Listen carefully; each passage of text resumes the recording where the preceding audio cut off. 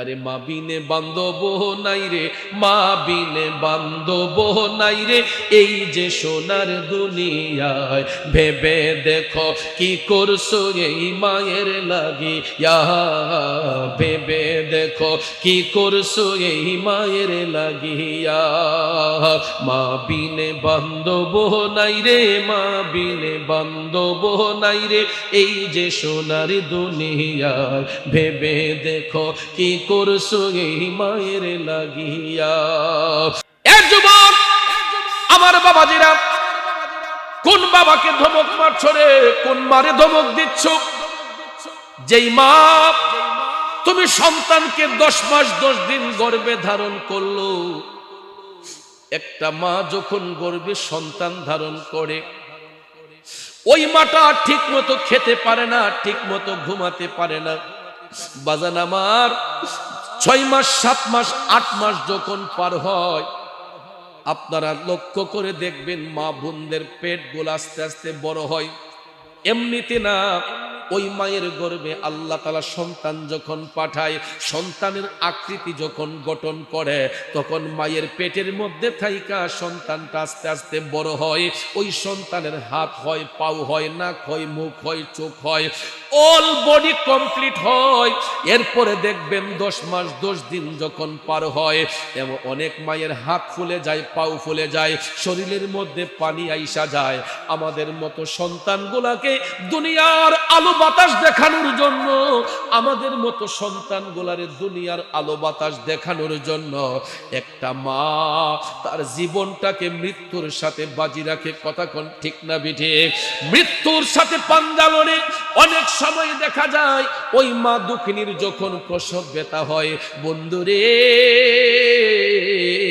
প্রসব ব্যথায় ছটফট করে, অনেক মা অজ্ঞান হয়ে যায়, অনেক মা সেন্স হারা হয়ে যায়, অনেক মার জীবন পর্যন্ত চলে যায়, একমাত্র আমাদের মতো সন্তানকে দুনিয়ার আলো বাতাস দেখানোর জন্য। ঠিক কিনা বলেন বন্ধুরা? আমার বাবাজিরা রে, 10 মাস 10 দিন পার হবার পরে ওই মায়ের যখন প্রসব ব্যথা শুরু হয়, আমার নবী কামলিওয়ালা বলেন, প্রসব ব্যথা এমন একটা ব্যথা, পৃথিবীটা কিয়ামত হলে যেই রকম মনে হবে, একটা সন্তান যখন মায়ের লজ্জাস্থান দিয়ে প্রবেশ করে, ওই মায়ের কাছে তখন ঠিক সেই রকম মনে হয় যেন পৃথিবীটা কিয়ামত হইয়া যাইতেছে। যেই কারণে কবি বলেছেন, ওরে মায়েরও প্রসবের কালে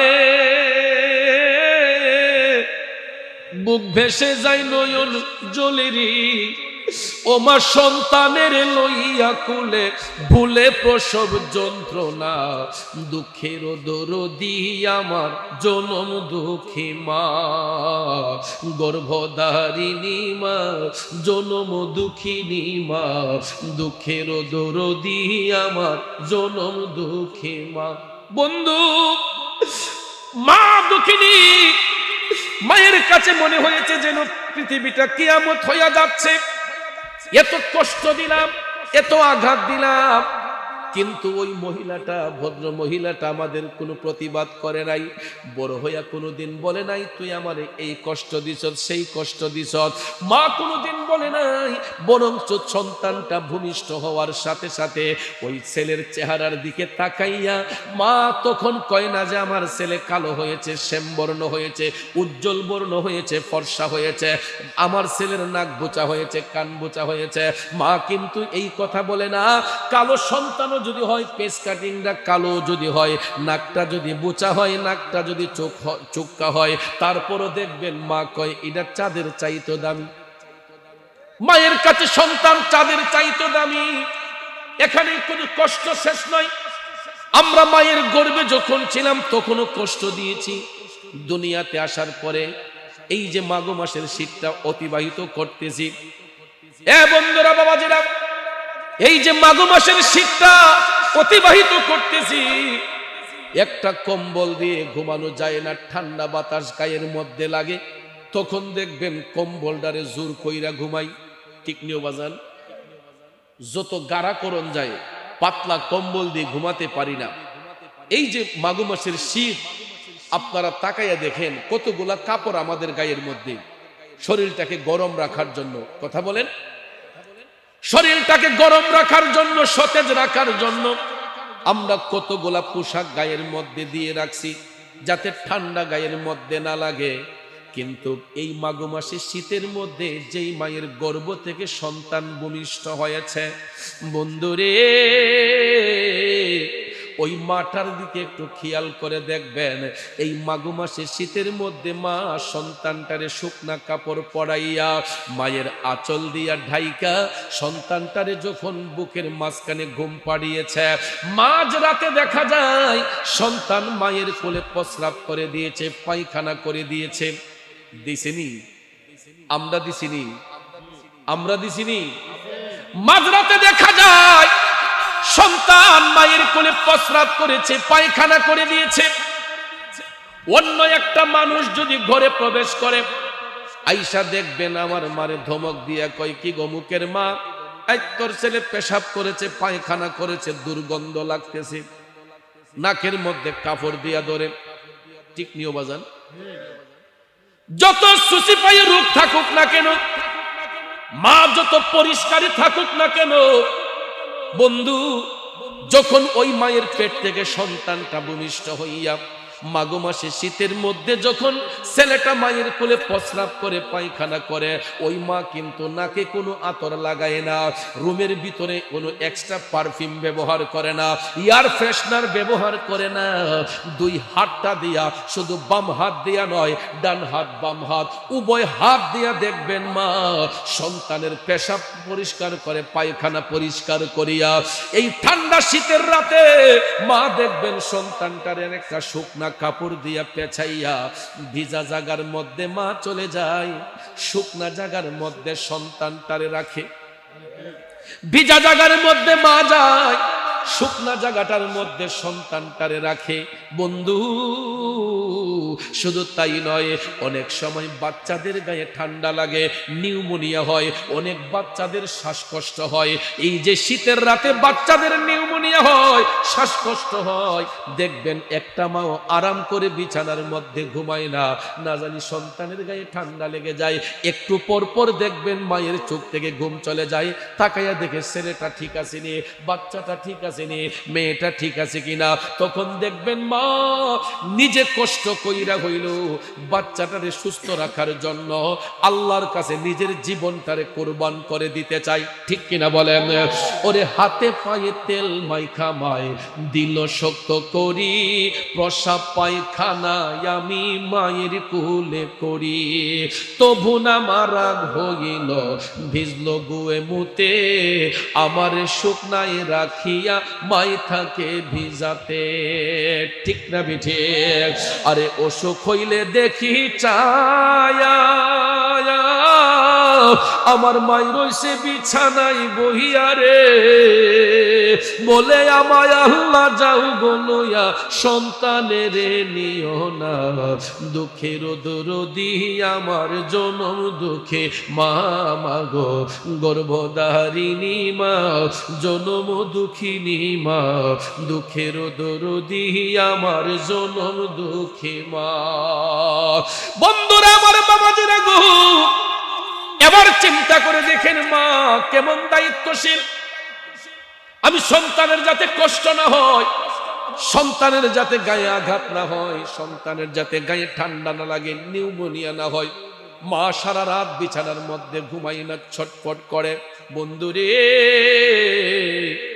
এটা তো শিশুকালের কথা বললাম, যখন আমাদের কিশোর কাল হাসে, 12 বছর প্লাস হইয়া 15 বছরের ভিতরে, 12 থেকে 15 বছর পর্যন্ত দেখবেন ছেলেগুলা খেলাধুলায় আসক্ত থাকে।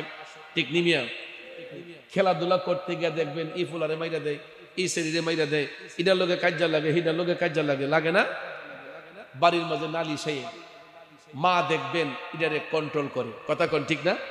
আচ্ছা আমার ভূতে বুঝছেন, আচ্ছা দেখাম এরে শাসন করাম, এরে এই কর্ম সেই কর্ম। আমরা এই কিশোর কালে দেখা যায় খেলাধুলা করতে গিয়া একজন আরেকজনের সঙ্গে ফেসাদ করি, ঝগড়া করি, কিন্তু এটা মিটমাট করে দেয় আমাদের ঘরের মা বাবারা। কথা কোন ঠিক না বিজি? শুধু তাই নয়, ওই বাচ্চাটার ভবিষ্যৎ সুন্দর করার জন্য, বাচ্চাটার ভবিষ্যৎ সুন্দর করার জন্য কিছু কিছু মা আছে দেখবেন নফল রোজা রাখে। আসেনি রে বাজান? কিছু কিছু মা দেখবেন নফল রোজা মান্নত করে যে আমার ছেলের পরীক্ষা ভালো হোক আমি এতটা রোজা রাখবো, আমার ছেলেটা পড়াশোনায় ভালো হোক আমি এই আমল করব। এরপরে দেখবেন ঈদের দিন যখন আসে সবার আগে মা বাবারা বাচ্চাদের কাপড় চোপড় তৈরি করে দেয়। ঠিক নি মিয়া?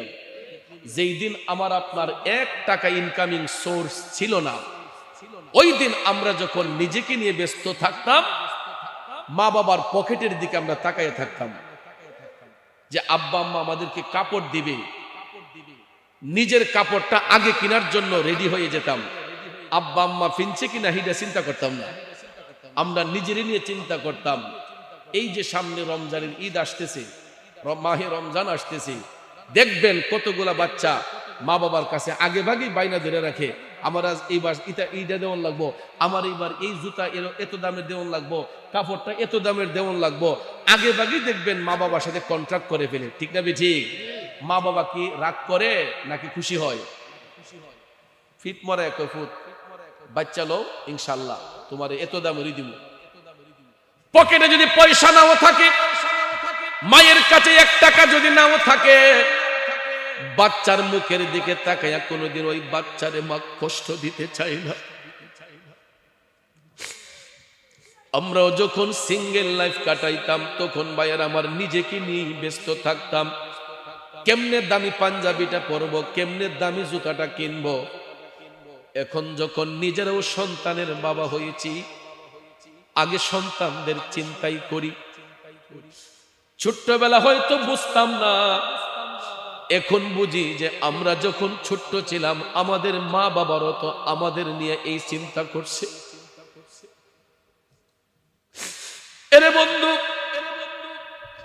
শুধু আমার মা বাবা নয়, প্রত্যেকের মা বাবা যার যার অবস্থান থেকে বাচ্চাগুলাকে কেমনে নতুন কাপড় কিনে দিবে, বাচ্চার ভবিষ্যৎ কেমনে সুন্দর হবে। কৈফুত তুই টাকা পয়সার চিন্তা করিস না, তুই যদি ভালো করে পড়াশোনা করস আমি টাকা দিতে তোরে কৃপণতা করব না।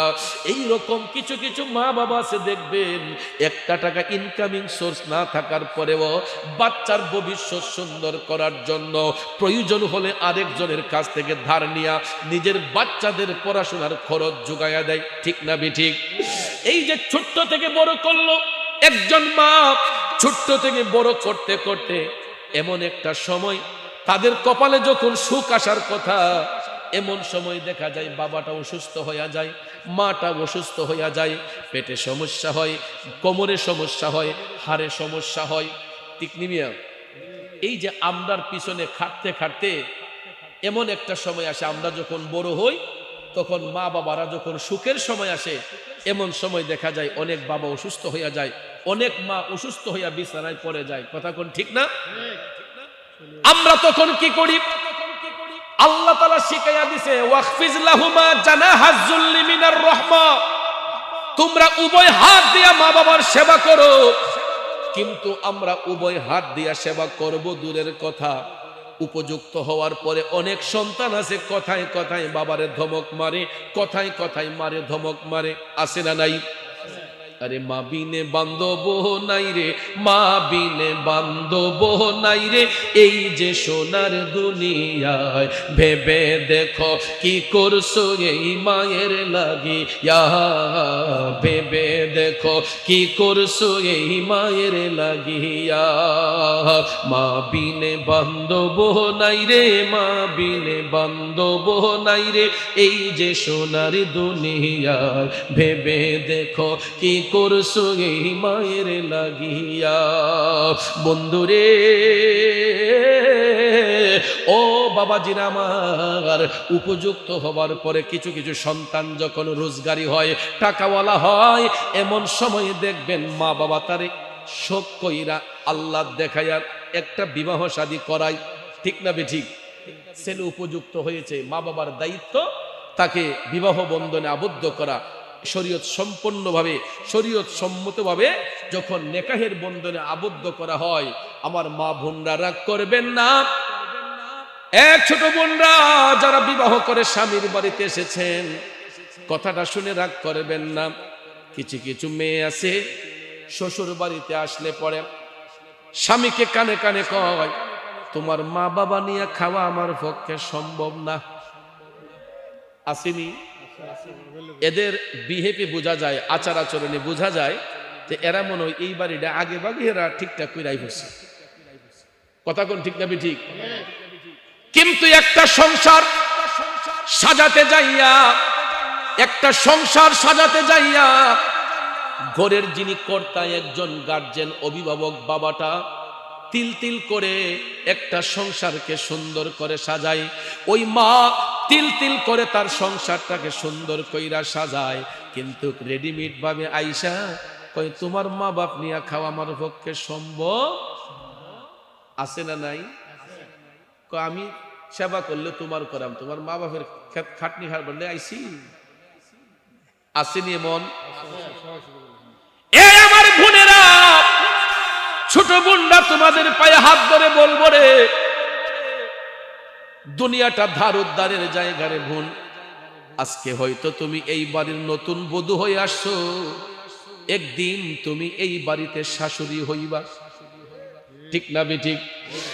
তুমি হয়তো আজকে বধূ হয়ে এসেছো, তোমায় একদিন এই বাড়ির শাশুড়ি হইবা, তোমার ঔরস আল্লাহ তাআলা সন্তান দান করবে, ঠিক কিনা কম? তুমি যেমন কর্ম করবা এমন কর্মের ফল তোমাকে ভোগ করতে হবে রে বোন। এই জন্য আমি পায়ে হাত ধরে বলবো, একটা মা পারে একটা সমাজকে সুন্দর করতে, একটা মা পারে একটা সমাজকে সাজাইতে, একটা নারী পারে একটা সংসারকে উন্নত করতে, ঠিক কিনা কম? এই জন্য দেখবেন কবির ভাষায় বলে, সংসার সুখের হয় রমণীর গুণে, সংসার নষ্ট হয় নারীরও কারণে, ঠিক না ঠিক? একটা নারী একটা পরিবেশকে বদলে দিতে পারে, আবার একটা নারী একটা পরিবেশ ধ্বংস করে দিতে পারে, কথা কোন ঠিক না ঠিক? এই জন্য ভাইয়ার আমার দেখবেন, আমরা যখন বিয়ে শাদী করাইতে যাই, আগে দেখি মেয়েটার মায়ের বাড়ি কই, ছেলেটার মায়ের বাড়ি কই, নানার বাড়ির আগে খুঁজে, কথা বলে না? বিয়া শাদী করলো দেখবেন আগে মানুষের নানার বাড়িটা খুঁজে, যে গোড়াটা কই দেখি, কথা বলেন? এই জন্য বাদেন আমার এই রকম যাচাই বাছাই করে রূপ সুন্দরী কদুর মা দিয়ে কি করবেন? যদি তার চরিত্র সুন্দর না হয়, যদি তার চরিত্র সুন্দর না হয়, আখলাক সুন্দর না হয়, চামড়া সুন্দর দিয়া কি করবেন বাজান? এই জন্য মেয়েটা যদি শ্যামবর্ণ হয়, কালো হয়, তার আখলাক যদি সুন্দর হয়, তার ক্যারেক্টার যদি সুন্দর হয়, এই নারীটার কারণে একটা সংসার সুন্দর হয়, কথা বলেন ঠিক কিনা? বন্ধুরে, আমি মায়ের কথা বলেছিলাম, ওই মা যখন সন্তানের পিছনে খাটতে খাটতে বাচ্চাটাকে উপযুক্ত করলো, উপযুক্ত হওয়ার পরে সন্তানগুলা যখন রোজগারি হইয়া যায়, অনেক সময় বাবারে ধমক মারে, মারে ধমক মারে। এই জন্য ভাইয়ার আমার শুনে রে, যেই সন্তানগুলা মা বাবারে কষ্ট দেয়, মা বাবারে ধমক দেয়, মা বাবারে কথায় কথায় ঝাড়ি মারে, আমার নবী কামলিওয়ালা জাহান্নাম দেখতে যাইয়া দেখছেন, ওই সন্তানগুলার কবরের মধ্যে আল্লাহ তাআলা জাহান্নামের আগুন ধাউ ধাউ করে জ্বালাইতেছে। জোরে কি নাউজুবিল্লাহ বলবেন না? জোরে বলুন, ঘোষণাটা কার? আল্লাহ বলেন, বান্দা শুনো, আমি যেখান থেকে তোমাদেরকে সৃষ্টি করেছি আবার সেখানে তোমাদেরকে পাঠাবো, শেষ বিচারে আবার ওই জায়গা থেকে তোমাদেরকে উত্তোলন করব। এ বন্ধু, এটা হলো আয়াতে পাকের সরল তর্জমা। আসুন এই আয়াতে পাকের বিস্তারিত ব্যাখ্যার দিকে যাই। সুপ্রসিদ্ধ তাফসিরের কিতাব তাফসিরে রুহুল বয়ান প্রমাণ করেছে, এখানে আল্লাহ রাব্বুল আলামিন তিনটা স্টেপের কথা উল্লেখ করেছেন। একটা হলো দুনিয়া আসা, আরেকটা হলো দুনিয়া থেকে যাওয়া, আরেকটা হলো হাসরের ময়দানের কথা, কথা বলেন ঠিক কিনা? অর্থাৎ এই দুনিয়াতে আল্লাহ রাব্বুল আলামিন আমাকে আপনাকে মা বাবার পবিত্র বন্ধনের মাধ্যমে পাঠিয়েছেন, কিন্তু যদি আমরা মা বাবার মাধ্যমে দুনিয়ার আলো বাতাস দেখি গো, এই দুনিয়াটা আমার আপনার জন্য চিরস্থায়ী নয়। এক সময় দেখা যায় বাবার আগে সন্তান চলে যায়, সন্তানের আগে বাবা চলে যায়। শুধু মনে রাখবেন, পিতার কাঁধে, সন্তানের কাঁধেই শুধু পিতার লাশ বহন করা হয় না, অনেক সময় পিতার কাঁধেও সন্তানের লাশ বহন করতে হয়, ঠিক না বেঠে? কারণ বাজান মৃত্যুর কোনো সিরিয়াল নাই, মৃত্যুর কোনো গ্যারান্টি নাই। বাবার আগে সন্তান যায়, সন্তানের আগে বাবা যায়। যার ডাক যখন চলে আসবে তাকেই মৃত্যুর ডাকে সাড়া দিতে হবে, ঠিক না বেঠে? মৃত্যু যখন হয়ে যাবে আমাদেরকে কবরে পাঠানো হবে। আপনারা বলুন, ওই কবর থেকে আর কি বেঁকে আসা যায়? কথা বলেন, আসা যায়? এই জন্য কবি বলেছেন, এ দুনিয়া ছেড়ে চলে যাব একদিন, মায়ারি বাঁধন ভেঙে যাবে একদিন, আসবো না আমি আর এ ভুবনে কোনো দিন, এ দুনিয়া ছেড়ে চলে যাব একদিন। কথা বলেন, ঠিক না বেঠে? আমার যুবক বন্ধুরা, ও মুরব্বী বাবাজিরা, কিন্তু কিছু কিছু মানুষ দুনিয়াদারি পাইলে মনে করে দুনিয়াটাই মনে হয় আমাদের আসল। অনেক সময় দেখবেন অহংকারী ভাব নিয়া, তকব্বরি নিয়া অনেক মানুষ ক্ষমতার জোর দেখায়, গোষ্ঠীর জোর দেখায়। আমার গোষ্ঠী এত বড়, তোমাদের গোষ্ঠী ছোট। বড় গোষ্ঠীর মানুষগুলা ছোট গোষ্ঠীর মানুষগুলাকে এরা অপমানের চোখে দেখে, এরা খাটো করে দেখে, ঠিক না বিঠি? আপনারা বলুন, এই যে আমরা ক্ষমতা দেখাচ্ছি, জুলুম দেখাচ্ছি, বাহাদুরি দেখাচ্ছে, বাজান রে, আমি আপনি হাত নাড়াইতেছি, পাও নাড়াইতেছি, একটু আওয়াজ করে বলুন তো, শক্তি দিয়েছেন কে? আরো আসতে বলেন, শক্তি দিয়েছেন কে? এই শক্তিশালী ব্যক্তিগুলোর মাঝেও দেখবেন কিছু কিছু মানুষ আছে, হঠাৎ করে প্যারালাইসিস রোগ যখন হয়, প্যারালাইসিস রোগ যখন হয়, আপনারা দেখবেন দেহের একটা সাইড অচল হয়ে যায়, হয়তো একটা হাত অবশ হয়ে যায়, একটা পাও অবশ হয়ে যায়। তখন দেখবেন ওই রোগীটাকে সুস্থ করার জন্য প্রাথমিক চিকিৎসা দেওয়ার পরে আমরা তাকে জেলা শহরে নেই, জেলা শহরে না হলে রাজধানীতে নেই, রাজধানীতে যদি চিকিৎসা না হয় ওই লোকটাকে আমরা সিঙ্গাপুর, মালয়েশিয়াতে পাঠাই, বিদেশের বিভিন্ন দেশে পাঠাই উন্নত চিকিৎসার জন্য। আপনারা বলেন, সারা পৃথিবীর ডাক্তার যদি চিকিৎসা করেও আমার আল্লাহ যদি না চায় কোন রোগী সুস্থ হতে পারবে? আল্লাহ যদি না চায় পৃথিবীর কোন রোগ বালাই নসিব হবে না, পৃথিবীর কোন প্যারালাইসিস ভালো হবে না। আমার আল্লাহ তাআলা প্যারালাইসিস রোগটা দেওয়ার কারণটা কি? আমাদেরকে রোগ বেমার দেওয়ার কারণটা কি? এই রোগ বেমার যদি আল্লাহ তাআলা না দিতেন তাইলে আমরা বুঝতে পারতাম না সুস্থতার নিয়ামত যে কি জিনিস। কথা বলেন, ঠিক কিনা? বাবাজির আমার, বন্ধুরা আমার, সুস্থতার নিয়ামত দেন আল্লাহ, অসুস্থতার নিয়ামত দেন আল্লাহ। আমার আল্লাহ যখন রোগ সুখ দান করে তখন দেখবেন ব্যক্তিগুলার মনটা নরম হয়, দিলটা নরম হয়, তখন মানুষ আল্লাহকে ডাকতে পছন্দ করে, নামাজ পড়তে পছন্দ করে।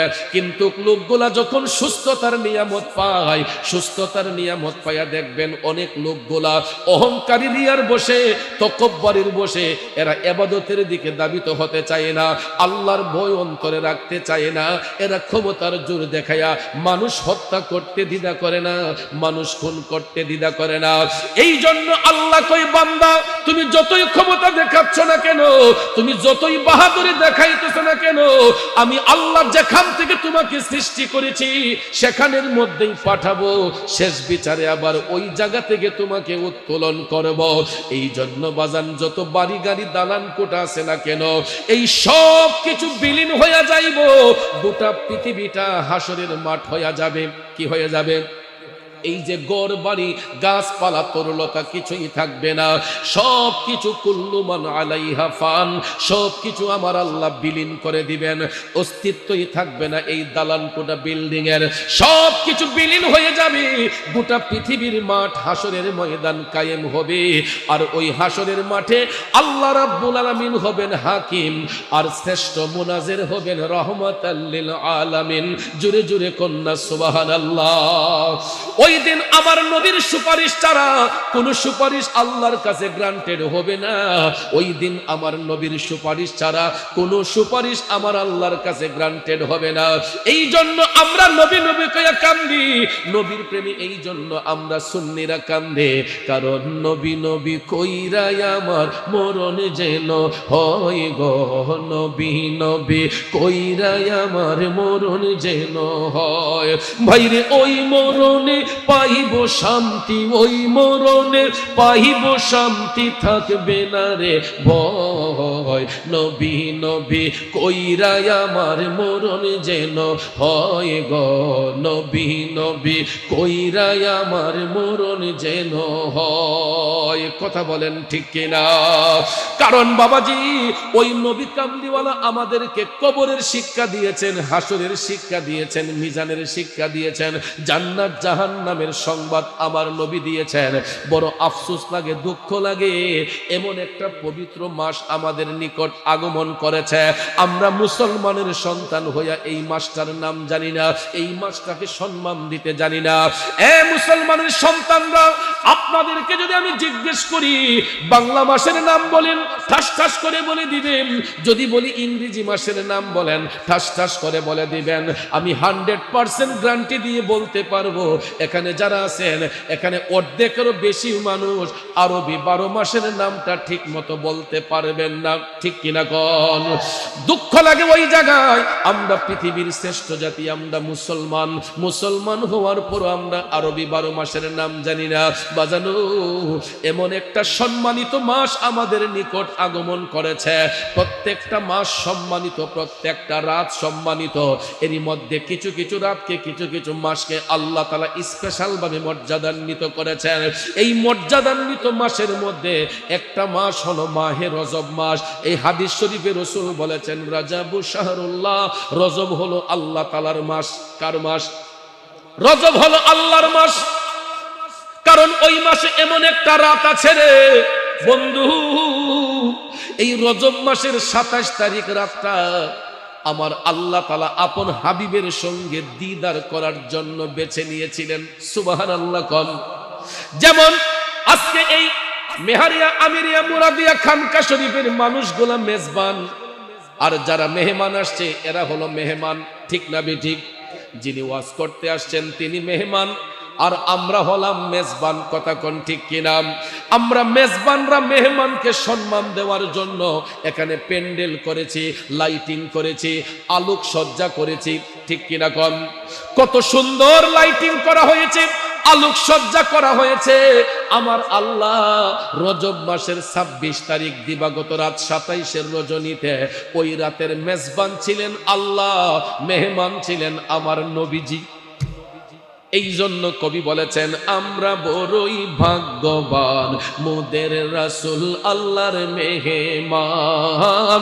আমরা বড়ই ভাগ্যবান, মোদের রাসূল আল্লাহর মেহমান। কথা বলেন ঠিক কিনা? আমার ভাইয়েরা, বন্ধুরা, সাধারণত আমরা বন্ধু যখন বন্ধুর বাড়িতে দাওয়াত করি, দেখবেন আমাদের নিজের অর্জিত যা কিছু আছে বন্ধুর সম্মানে সব কিছু দেখাই। ঠিক না?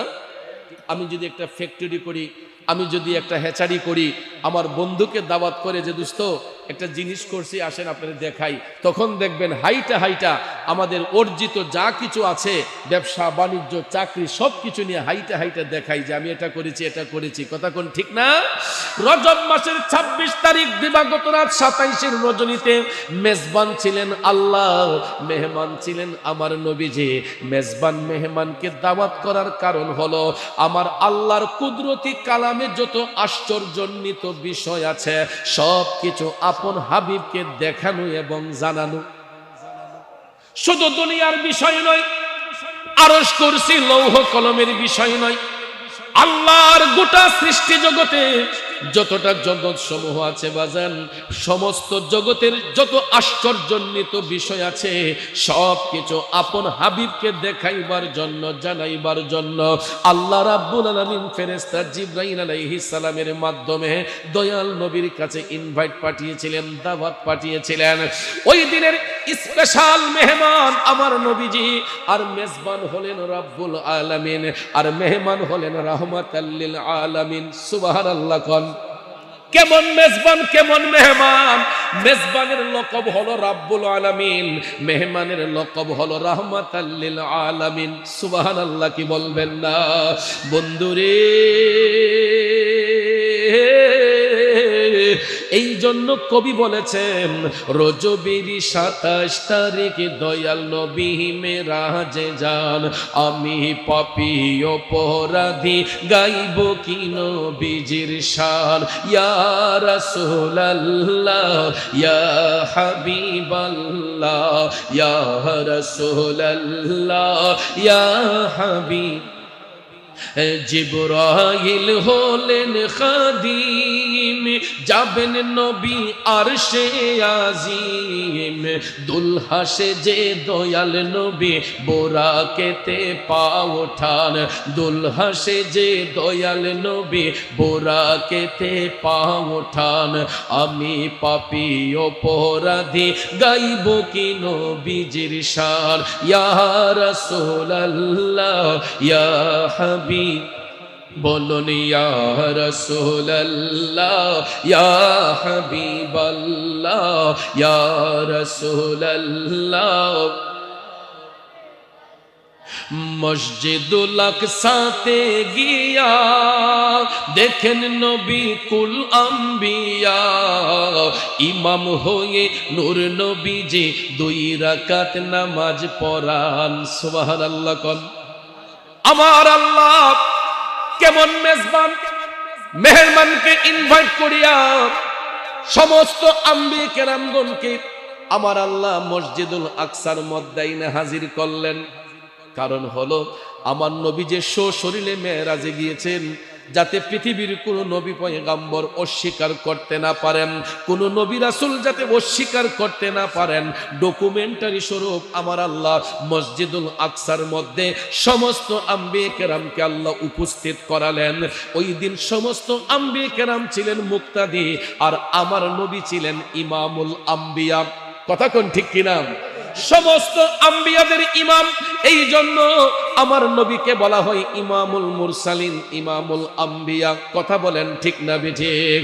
মসজিদুল আকসাতে গিয়া দেখেন নবী কুল আম্বিয়া, ইমাম হয়ে নূর নবীজি 2 রাকাত নামাজ পড়ার, ইমাম হয়ে নূর নবীজি 2 রাকাত নামাজ পড়ান, আমি পাপী অপরাধী গাইব কি নবীজির শান। ইয়া রাসূলুল্লাহ ইয়া হাবিব, বলুন ইয়া রাসূলুল্লাহ ইয়া হাবিবাল্লাহ ইয়া রাসূলুল্লাহ। মসজিদুল আকসার মধ্যে সমস্ত আম্বিয়া কেরাম আমার নবীকে অভ্যর্থনা জানালেন। স্বাগত জানানোর পরে দয়াল নবী যখন মেরাজে যাবেন, এ বন্ধুরা বাবাজিরা, আমার নবী যখন মেরাজের মধ্যে যাবেন, প্রথম আসমানের মধ্যে যখন জিবরাইল ফেরেশতাকে সাথে নিয়া ঊর্ধ্বের গমনে আমার নবী যখন যাইতে লাগলেন, প্রথম আসমানের কাছে যাইয়াই আসমানের দরজার মধ্যে নক করা হলো। উপর থেকে ফেরেশতা জানতে চাইলেন কে, তখন তিনি বলেন আমি জিবরাইল। সাথে আছেন কে? বললেন রাহমাতাল লিল আলামিন। সঙ্গে সঙ্গে প্রথম আসমানের দরজা উন্মুক্ত হয়ে গেল। আমার নবী প্রথম আসমানে তশরিফ নিলেন। প্রথম আসমানের মধ্যে জিনার সাথে সাক্ষাৎ হয়েছিল, উনি হচ্ছেন সমস্ত মানব জাতির আদি পিতা হযরতে বাবা আদম সফিউল্লাহ। চিল্লায়া বলেন না সুবহানাল্লাহ। আদম আলাইহিস সালাম আমার নবীকে অভ্যর্থনা অভ্যর্থনা জানালেন, স্বাগত জানালেন। জানানোর পরে হযরতে আদম নবী বললেন, নবী গো, ইয়া রাসূলুল্লাহ, আপনার জন্য এই প্রথম আসমানের যত দর্শনীয় স্থান আছে আল্লাহ রাব্বুল আলামিন সবকিছু সুসজ্জিত করেছেন। এখানে জান্নাতও আছে, জাহান্নামও আছে। জান্নাত এবং জাহান্নাম উভয়টাকে আমার আল্লাহ সুসজ্জিত করে রাখছেন আপনাকে দেখানোর জন্য। আদম নবী ডাক দিয়া বললেন, নবী গো, আপনি আগে চাইলে জান্নাত দেখতে পারেন, চাইলে আগে আপনি জাহান্নামটা দেখতে পারেন। আমার নবী ডাক দিয়া কই, ও জিবরাইল, জিবরাইল রে, আমি জান্নাত দেখব পরে, আগে আমি জাহান্নাম দেখতে চাই। জুরে কন্যা সুবহানাল্লাহ। আমার নবী উম্মতের জন্য কত দয়াবান। দয়ার নবী আগে গুনাহগার উম্মতকে দেখবে। নবী ডাক দিয়া কই, জিবরাইল, আমি জান্নাত পরে দেখব, আগে আমি জাহান্নামটা দেখতে চাই। সাথে সাথে জিবরাইল আলাইহিস সালাম বললেন, নবী গো, উভয়টাই তো আল্লাহ তাআলা আপনার জন্য সুসজ্জিত করেছেন, আপনার একান্ত মর্জি। তখন রাসূল বললেন, জিবরাইল চলো আগে জাহান্নামের আলামতগুলা দেখি। আমার নবীজি জাহান্নামের গেটের মধ্যে গিয়ে যখন দাঁড়ালেন, সঙ্গে সঙ্গে এটা ওপেন হয়ে গেছে। সুবহানাল্লাহ কোন। আপনারা দেখবেন কিছু কিছু অটো ডোর আছে আমাদের দেশে, দেখবেন বড় বড় হোটেল রেস্তোরাঁতে গেলে আমরা যাওয়ার সাথে সাথে এটা খুলে যায়। কথা কোন ঠিক না? অটোমেটিকলি খুলে যায়। এটাকে অটো ডোর বলা হয়, অটো লক, অটো দরজা বলা হয়।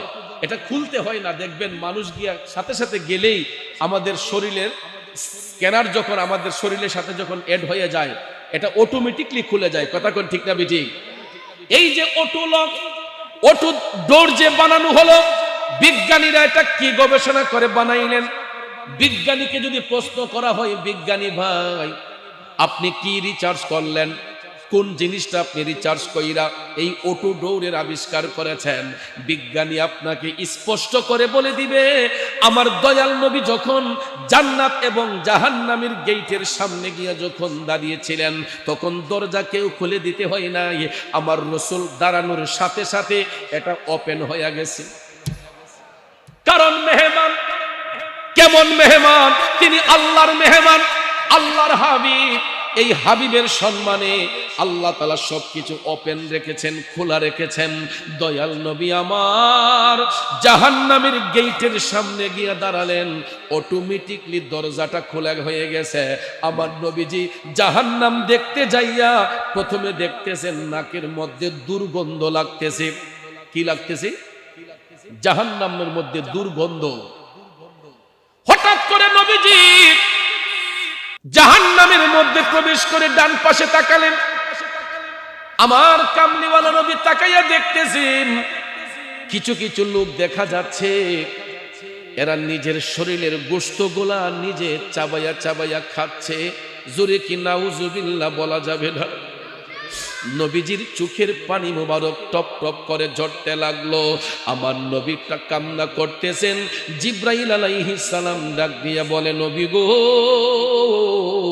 ইয়া রাসূলুল্লাহ, এই যে লোকগুলা নিজের গোশত নিজে চাবাইয়া খায়, এরা আপনার উম্মতের মধ্যেই একদল লোক। নবী গো, এরা আপনার উম্মতের মধ্যেই একদল লোক।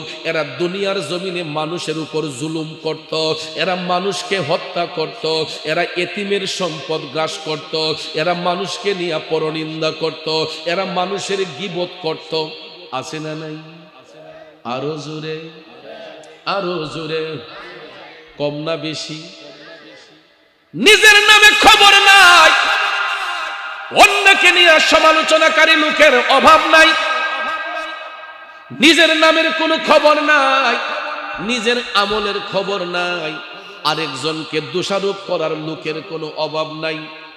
দেখবেন ভাইয়ের আমার, কিছু কিছু রেডিমেড মুসল্লি আছে, চায়ের দোকানে বৈশা চা পান করব, কোন হুজুরের পাঞ্জাবি লম্বা, কোনটা বাইটটা, এটা নিয়ে গবেষণা করব। আসেনি এমন লোক? অথচ নিজের আমলের খবর নাই। কোন হুজুরের পাঞ্জাবি লম্বা, কোনটা বাইটটা, কোন হুজুর কিতা করছে না করছে, সব রাজনীতি। শাসটলো ফাস্টেহার সাহাত লইয়া। কথা কোন ঠিক না বেঠিক? এ বাবাজিরা আমার, বুদ্ধিজীবীরা আমার, আমার নবী কামলিওয়ালা শিখাইয়া দিয়েছেন, আল গীবাতু আশাদ্দু মিনাজ জিনা। কোন মানুষ সম্পর্কে ধারণা না রাইখা গীবত করা জিনার চেয়েও খারাপ কাজ। ঠিক না ঠিক? কোন মানুষ সম্পর্কে ধারণা না রাইখা গীবত করা, পরনিন্দা করা, এটা খারাপ কাজ, জিনার কাজ। কিন্তু আমাদের দেশে কিছু কিছু রেডিমেড মুসল্লি আছে, দেখবেন নামাজও পড়তেছে, হারাম খাইতেছে, নামাজও পড়তেছে, হারাম ব্যবসা করতেছে, নামাজও পড়তেছে, এরা দেখবেন চিটারি বাটফারি করতেছে, আছে না নাই? ওই সমস্ত লোকগুলোকে আমার নবী জাহান্নামের মধ্যে দেখলেন, জাহান্নামের মধ্যে আমার নবী তাকাইয়া দেখলেন, জি, জাহান্নামের মধ্যে আমার নবী তাকাইয়া দেখলেন, এরা নিজের গোশত নিজে চাবাইয়া চাবাইয়া খায়। আমার নবীজির চোখের পানি মুবারক টপ টপ করে ঝরতে লাগলো। জিবরাইল আলাইহিস সালাম কয়, নবী গো,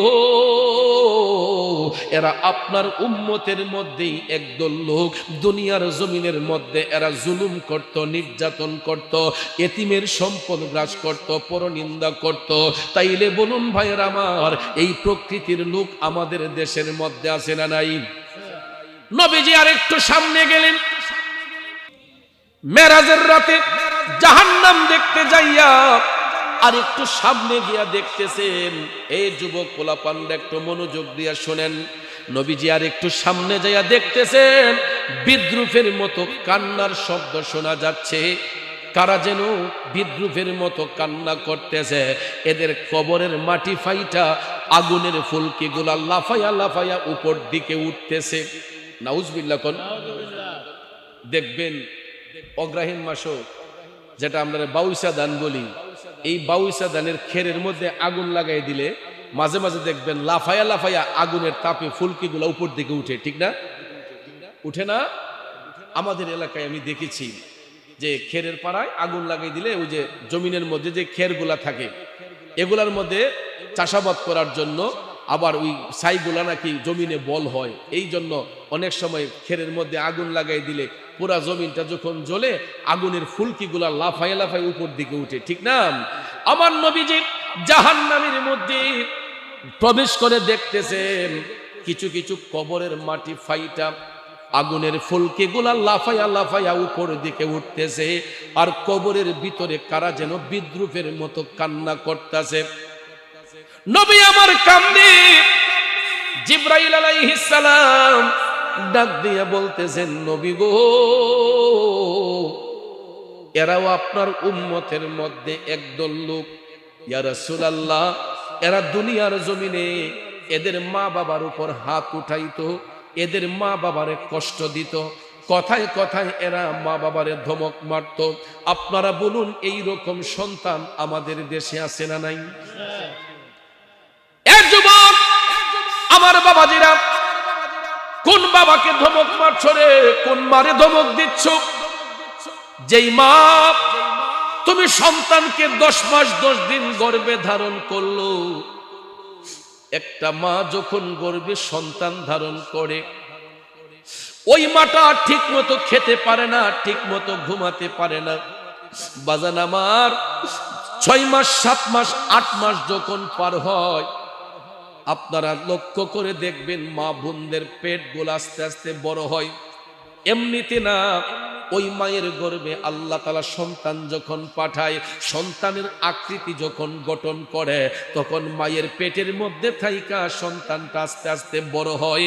ওই সন্তানের হাত হয়, পাও হয়, নাক হয়, মুখ হয়, চোখ হয়, অল বডি কমপ্লিট হয়। এরপরে দেখবেন 10 মাস 10 দিন যখন পার হয়, এবং অনেক মায়ের হাত ফুলে যায়, পাও ফুলে যায়, শরীরের মধ্যে পানি আইসা যায়। আমাদের মতো সন্তানগুলাকে দুনিয়ার আলো বাতাস দেখানোর জন্য, আমাদের মতো সন্তানগুলারে দুনিয়ার আলো বাতাস দেখানোর জন্য একটা মা তার জীবনটাকে মৃত্যুর সাথে বাজি রাখে। কথা কোন ঠিক না বিঠে? মৃত্যুর সাথে পাঞ্জা লড়ে। অনেক সময় দেখা যায় ওই মা দুঃখিনীর যখন প্রসব ব্যথা হয়, বন্ধুরে প্রসব ব্যথায় ছটফট করে, অনেক মা অজ্ঞান হয়ে যায়, অনেক মা সেন্স হারা হয়ে যায়, অনেক মার জীবন পর্যন্ত চলে যায় একমাত্র আমাদের মতো সন্তানকে দুনিয়ার আলো বাতাস দেখানোর জন্য। ঠিক কিনা বলেন বন্ধুরা? আমার বাবাজিরা রে, 10 মাস 10 দিন পার হবার পরে ওই মায়ের যখন প্রসব ব্যথা শুরু হয়, আমার নবী কামলিওয়ালা বলেন, প্রসব ব্যথা এমন একটা ব্যথা, পৃথিবীটা কিয়ামত হলে যেই রকম মনে হবে, একটা সন্তান যখন মায়ের লজ্জাস্থান দিয়ে প্রবেশ করে ওই মায়ের কাছে তখন ঠিক সেই রকম মনে হয় যেন পৃথিবীটা কিয়ামত হইয়া যাইতেছে। যেই কারণে কবি বলেছেন, ওরে মায়েরও প্রসবের কালে বুক ভেসে যায় নয়ন জলেরি, ও মা সন্তানের লইয়া কুলে ভুলে প্রসব যন্ত্রণা, দুঃখের দরদি আমার জনম দুঃখী মা, গর্ভধারিণী মা জনম দুঃখিনী মা, দুঃখের দরদি আমার জনম দুঃখী মা।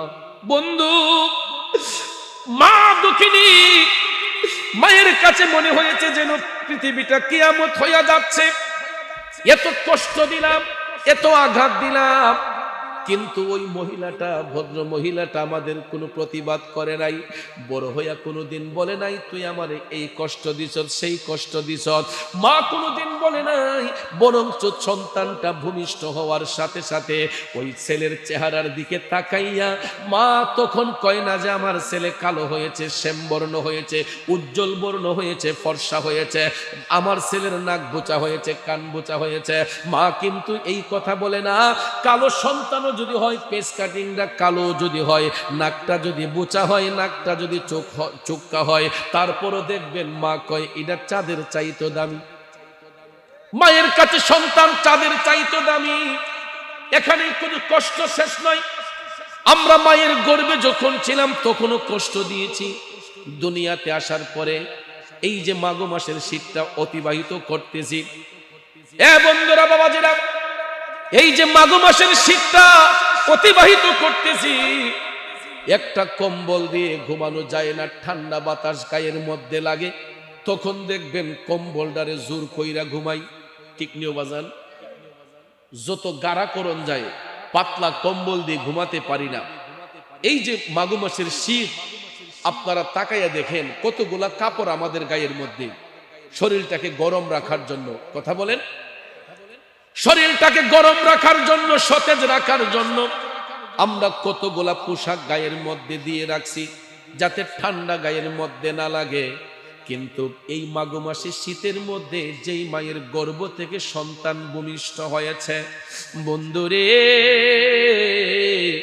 ওই মাটার দিকে একটু খেয়াল করে দেখবেন, এই মাঘ মাসে শীতের মধ্যে মা সন্তানটারে শুকনা কাপড় পরাইয়া মায়ের আঁচল দিয়া ঢাইকা সন্তানটারে যখন বুকের মাঝখানে ঘুম পাড়িয়েছে, মাঝ রাতে দেখা যায় সন্তান মায়ের কোলে প্রস্রাব করে দিয়েছে, পায়খানা করে দিয়েছে।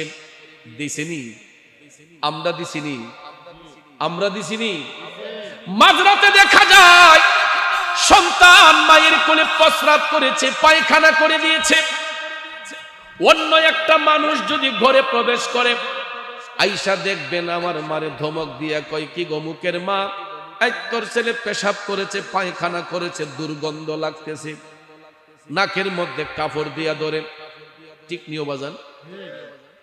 যত সুচি পায়ে রূপ থাকুক না কেন, মা যত পরিষ্কারই থাকুক না কেন, বন্ধু, যখন ওই মায়ের পেট থেকে সন্তানটা ভূমিষ্ঠ হইয়া মাঘ মাসে শীতের মধ্যে যখন ছেলেটা মায়ের কোলে প্রস্রাব করে, পায়খানা করে, ওই মা কিন্তু নাকে কোনো আতর লাগায় না, রুমের ভিতরে কোনো এক্সট্রা পারফিউম ব্যবহার করে না, এয়ার ফ্রেশনার ব্যবহার করে না।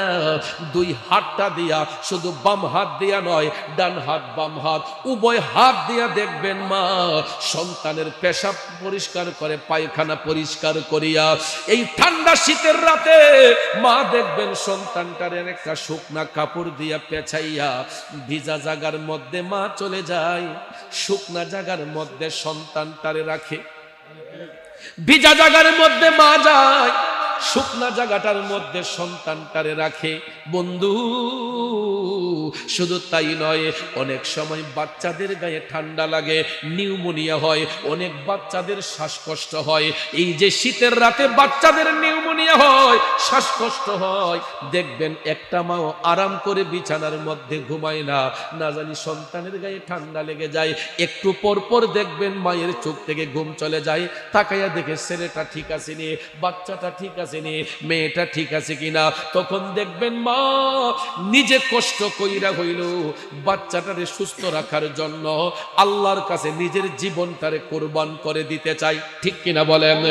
ওরে হাতে পায়ে তেল মাইখা মায় দিল শক্ত করি, প্রসাব পায়খানায় আমি মায়ের কোলে করি, তবু না মারাগ হইল ভিজল গুয়ে মুতে, আমার শুকনায় রাখিয়া মাই থাকে ভিজাতে, ঠিক না বিঠে?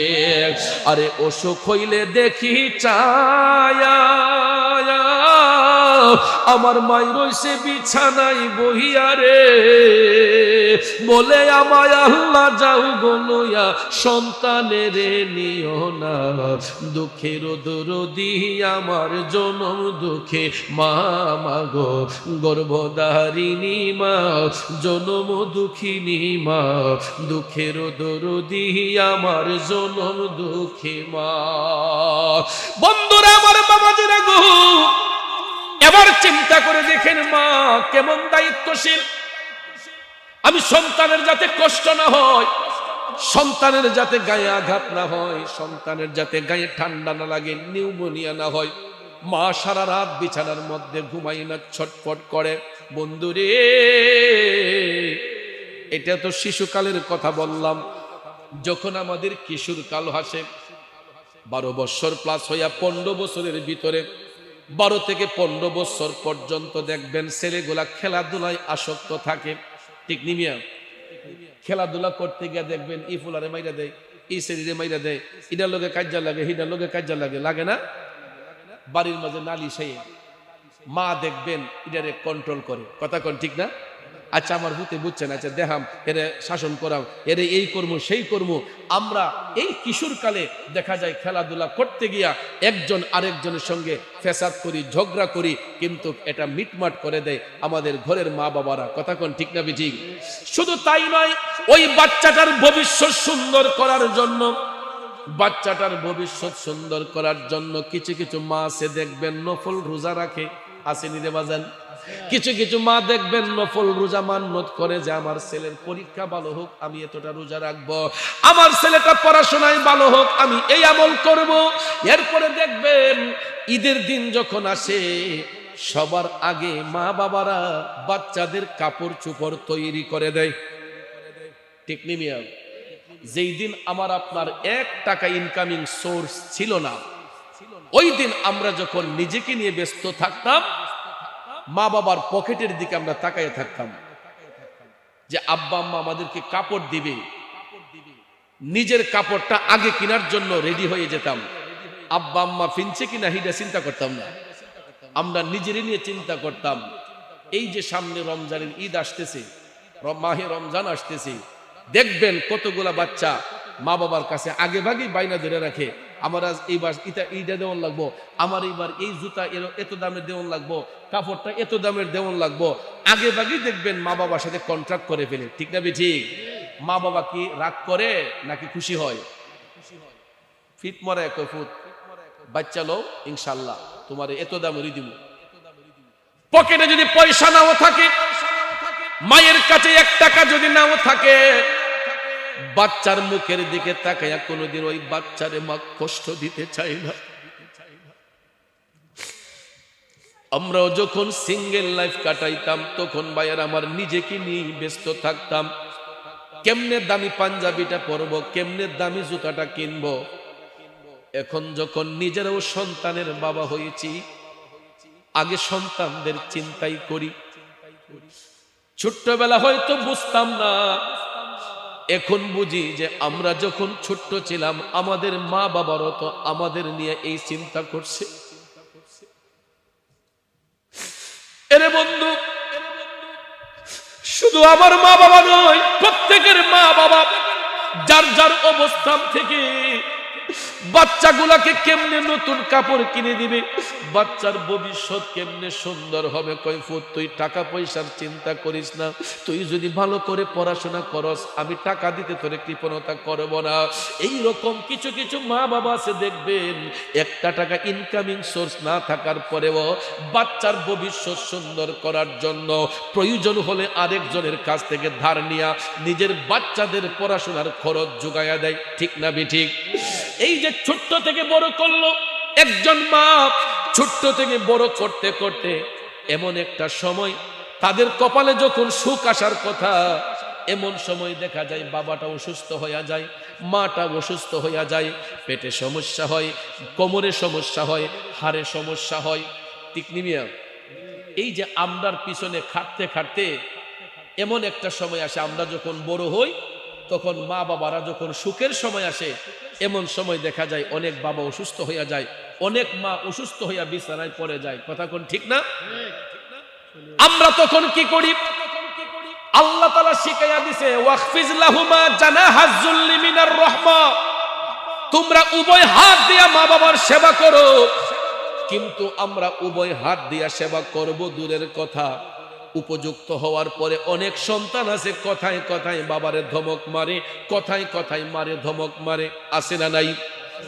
আরে মা বিনে বান্ধব নাই রে, মা বিনে বান্ধব নাই রে, এই যে সোনার দুনিয়ায় ভেবে দেখো কি করছো এই মায়ের লাগিয়া, ভেবে দেখো কি করছো এই মায়ের লাগিয়া। মা বিনে বান্ধব নাই রে, মা বিনে বান্ধব নাই রে, এই যে সোনার দুনিয়ায় ভেবে দেখো কি করছো এই মায়ের লাগিয়া। বন্ধুরে ও বাবাজিরা আমার, উপযুক্ত হবার পরে কিছু কিছু সন্তান যখন রোজগারি হয়, টাকাওয়ালা হয়, এমন সময় দেখবেন মা বাবা তারে শোক কইরা আল্লাহ দেখাইয়া একটা বিবাহ শাদী করায়। ঠিক না বেঠিক? ছেলে উপযুক্ত হয়েছে, মা বাবার দায়িত্ব তাকে বিবাহ বন্ধনে আবদ্ধ করা। শরীয়ত সম্পূর্ণভাবে শরীয়ত সম্মতভাবে যখন নেকাহের বন্ধনে আবদ্ধ করা হয়, আমার মা বোনরা রাগ করবেন না। এক ছোট বোনরা যারা বিবাহ করে স্বামীর বাড়িতে এসেছেন, কথাটা শুনে রাগ করবেন না। কিছু কিছু মেয়ে আছে শ্বশুর বাড়িতে আসলে পরে স্বামীকে কানে কানে কয়, তোমার মা বাবা নিয়ে খাওয়া আমার পক্ষে সম্ভব না। আসেনি? এদের বিহেভে বোঝা যায়, আচার আচরণে বোঝা যায় যে এরা মনে হয় এই বাড়িটা আগে বাগে এরা ঠিকঠাক কইরাই বসে। কথা কোন ঠিক না ঠিক? কিন্তু একটা সংসার সাজাতে যাইয়া, একটা সংসার সাজাতে যাইয়া ঘরের যিনি কর্তা, একজন গার্জেন, অভিভাবক বাবাটা তিল তিল করে একটা সংসারকে সুন্দর করে সাজায়। ওই মা তিল তিল করে তার সংসারটাকে সুন্দর কইরা সাজায়, কিন্তু রেডিমেড ভাবে আইসা কই তোমার মা বাপ নিয়ে খাওয়া আমার পক্ষে সম্ভব। আছে না নাই? আমি সেবা করলে তোমার করাম, তোমার মা বাপের খাটনি খার বললে আইসি। আসেনি এমন? এই আমার বোনেরা, ছোট বোনরা, তোমাদের পায়ে হাত ধরে বলবো রে, দুনিয়াটা ধার উদ্ধারের জায়গা রে বোন। আজকে হয়তো তুমি এই বাড়ির নতুন বধূ হয়ে আসছো, একদিন তুমি এই বাড়িতে শাশুড়ি হইবা। ঠিক না বেঠিক? তুমি হয়তো আজকে বধূ হয়ে এসেছো, তোমায় একদিন এই বাড়ির শাশুড়ি হইবা, তোমার ঔরস আল্লাহ তাআলা সন্তান দান করবে। ঠিক কিনা কম? তুমি যেমন কর্ম করবা এমন কর্মের ফল তোমাকে ভোগ করতে হবে রে বোন। এই জন্য আমি পায়ে হাত ধরে বলবো, একটা মা পারে একটা সমাজকে সুন্দর করতে, একটা মা পারে একটা সমাজকে সাজাইতে, একটা নারী পারে একটা সংসারকে উন্নত করতে। ঠিক কিনা কম? এই জন্য দেখবেন কবির ভাষায় বলে, সংসার সুখের হয় রমণীর গুণে, সংসার নষ্ট হয় নারীরও কারণে। ঠিক না ঠিক?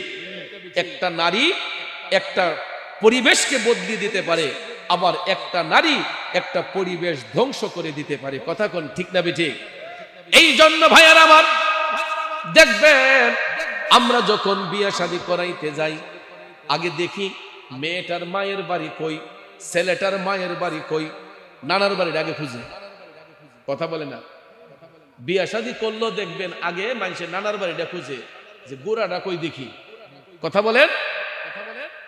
এই জন্য বাজার আমার এইরকম যাচাই বাছাই করে রূপ সুন্দরী কদুর মা দিয়ে কি করবেন? যদি তার চরিত্র সুন্দর না হয়, যদি তার চরিত্র সুন্দর না হয়, আখলাক সুন্দর না হয়, চামড়া সুন্দর দিয়ে কি করবেন বাজান?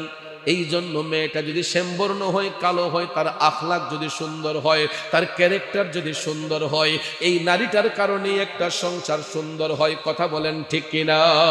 বন্ধুরে, আমি মায়ের কথা বলেছিলাম, ওই মা যখন সন্তানের পিছনে খাটতে খাটতে বাচ্চাটাকে উপযুক্ত করলো, উপযুক্ত হওয়ার পরে সন্তানগুলা যখন রোজগারি হইয়া যায়, অনেক সময় বাবারে ধমক মারে, মারে ধমক মারে।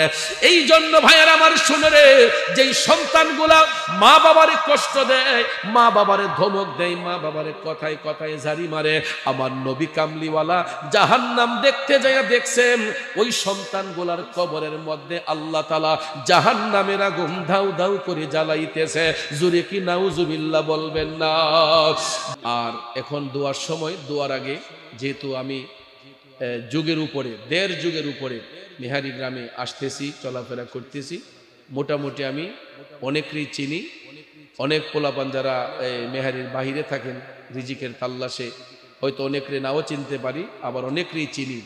তো যাদেরকে আমি চিনি তাদের উদ্দেশ্যে বলছি, বাবা তোমরা আগামীতে সমাজে নেতৃত্ব দিবা, আগামীতে তোমরা সমাজ পরিচালনা করবা। তো মাহফিলে যদি আসতে হয়, মাহফিলের পরিবেশ নিয়ে আমরা আসবো। এটা আমার মেহারি সন্তানদের কাছে আমার আবদার। কারণ আপনারা এমন একটা জায়গায়, এমন একটা গ্রামে বাস করেন, এই গ্রামটা একটা ঐতিহ্যবাহী গ্রাম, ঠিক না? মেহারি গ্রামটা একটা ঐতিহ্যবাহী গ্রাম না? এই গ্রামের মাঝে কি নাই আছে? কোন একটা দিনী শিক্ষা প্রতিষ্ঠান, আলিম মাদ্রাসা আছে, একটা মহিলা আলিম মাদ্রাসা আছে, ফাজিল মাদ্রাসা আছে, স্কুল আছে, হাফিজিয়া মাদ্রাসা আছে, এতিমখানা আছে। কোন দিকে আপনারা অপূরণ বলেন? সর্বদিক দিয়ে আপনারা পরিপূর্ণ, ঠিক না ঠিক? এবং আপনাদের যে একটা সমাজ, কেবিএম সমাজ, এটা একটা ঐতিহ্যবাহী সমাজ। বাংলাদেশের ইতিহাসে আমার মনে হয় না কোনো জায়গায় এরকম একটা ভ্রাতৃত্ব তিন সমাজের মধ্যে আছে। কালসার, বর্ণী, মেহারি। কালসার, বর্ণী, মেহারি দুইটা ইউনিয়ন, দুইটা ইউনিয়নে মানুষ হইল আপনারা একটা সমাজে, একটা ঈদগাহ, একটা কবরস্থান, একটা মসজিদ আপনারা এখন পর্যন্ত সুন্দরভাবে পরিচালিত। এই কেবিএম নামটাও যেমন সুন্দর, আপনাদের আদর্শ সুন্দর। নামটা যেমন সুন্দর, আপনাদের আদর্শ সুন্দর। কারণ বাংলাদেশের ইতিহাসে আমার মনে হয় না যে এরকম আন্তরিকতার সহিত কোনো সমাজ চলতেছে। আপনারা যে আন্তরিকতার সহিত সমাজটা চালাইতেছেন। তো এই জন্য আমি আমার যুবকদেরকে বলবো, তোমরা ঐতিহ্যবাহী গ্রামের সন্তান, তো ভবিষ্যতে যদি মাহফিলে আসো, তোমরা অজু কইরা মাথায় টুপি দিয়ে আসবা, ঠিক আছে? গেঞ্জি পরো, তোমার খুশি, শার্ট পরো, এটাও তোমার খুশি। এরপরও ভাই আমার কথা হলো, আত্তুহুরু শাত্রুল ইমান। রসুল বলেছেন পবিত্রতা হইছে ইমানের অঙ্গ। পবিত্রতা কিসের অঙ্গ? ইমানের অঙ্গ। যুবকরা শুনেন, এই জন্য আপনাদেরকে আমি বলছি বিনয় করে, ভবিষ্যতে মাহফিলে আসলে অজু কইরা পবিত্র হইয়া একটা মাথায় টুপি দিয়া নবীর বাগানে আমরা আসবো, ঠিক আছে? আজকের পর থেকে আমরা যেন মেহারির যুবকদের অন্তত টুপি ছাড়া না দেখি। শার্ট প্যান্ট পরে ওইটা তোমার খুশি, তারপরও মাহফিলে আসলে অজু কইরা একটা টুপি মাথায় দিয়ে আসবা, ঠিক আছে? তাইলে আমাদের আমলেরও পরিবর্তন হবে, আমাদের নীতি নৈতিকতারও পরিবর্তন হবে। আল্লাহ যেন আমাদের এই সমাজকে সুন্দর করে, আমাদের এই